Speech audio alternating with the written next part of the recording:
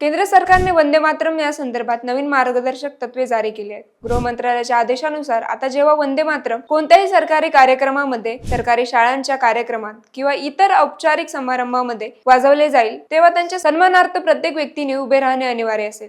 Media रिपोर्टनुसार राष्ट्रगीत म्हणून वंदे मातरमची 6 कडव्यांची 3 मिनिटे आणि 10 सेकंदाची आवृत्ती राष्ट्रगान जनगण मनच्या आधी वाजवली जाईल, जेणेकरून सन्मान आणि राष्ट्रीय भावनेचा स्पष्ट संदेश मिळेल। तिरंगा फडकवताना कार्यक्रमामध्ये राष्ट्रपतींच्या आगमनापूर्वी आणि नंतर राष्ट्राला उद्देशून त्यांची भाषणे आणि संबोधनापूर्वी आणि नंतर तसेच राज्यपालांच्या आगमनापूर्वी आणि नंतरच्या भाषणासह अनेक अधिकृत प्रसंगी वंदे मातरम वाजवले जाईल। पद्म पुरस्कार समारंभासारख्या नागरी पुरस्कार समारंभामध्ये उपस्थित असलेल्या कोणत्याही कार्यक्रमात वंदे मातरम वाजवले जाईल।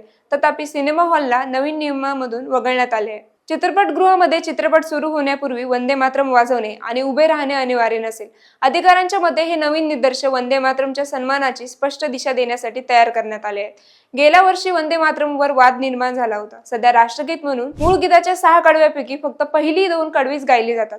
काढलेल्या भागामध्ये दुर्गासह 3 हिंदू देवींचा उल्लेख आहे। भाजपने 1937 मध्ये देशाचे पहिले पंतप्रधान जवाहरलाल नेहरू यांनी लिहिलेले पत्र देखील शेअर केली होती, ज्यात त्यांनी सूचित केले होते की गीताची पार्श्वभूमी मुस्लिमांना अस्वस्थ करू शकते। या मुद्द्यावर झालेल्या चर्चेदरम्यान भाजपचे माजी अध्यक्ष JP नड्डा यांनी जोर दिला होता की राष्ट्रीय गीतालाही राष्ट्रगीत आणि राष्ट्रध्वजाप्रमाणेच दर्जा दिला पाहिजे। तर काँग्रेसने असा युक्तिवाद केला की राष्ट्रीय गीतावर हा भर पश्चिम बंगालमध्ये होणाऱ्या आगामी निवडणुका लक्षात घेऊन केला जात आहे।